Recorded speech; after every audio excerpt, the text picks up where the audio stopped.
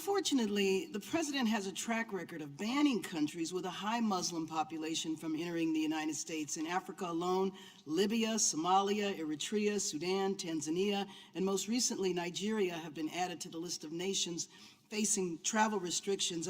One of my colleagues a few minutes ago mentioned Somalia. Somalia, we actually do have an ambassador to Somalia.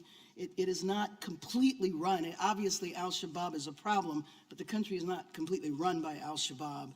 Last month, I traveled to Sudan with members of this committee. Our foreign policy currently, which is led by this administration, had us moving closer to more normal relations with Sudan.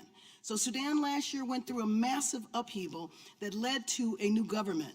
So while our delegation was meeting with representatives of the new government, we received word about a ban on people from Sudan entering the United States. You can imagine how this was received and how we looked meeting with the new government, encouraging them along, and then they find out a couple of minutes later that they're banned from coming to the United States.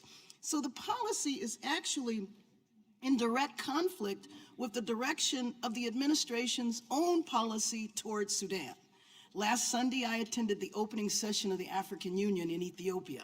Leaders from multiple countries approached our delegation completely confused by U.S. policy. So they now question, what is our policy toward the continent of Africa?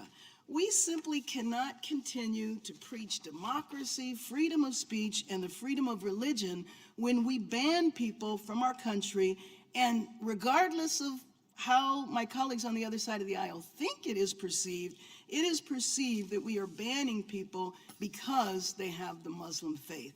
I yield the rest of my time. Thank you.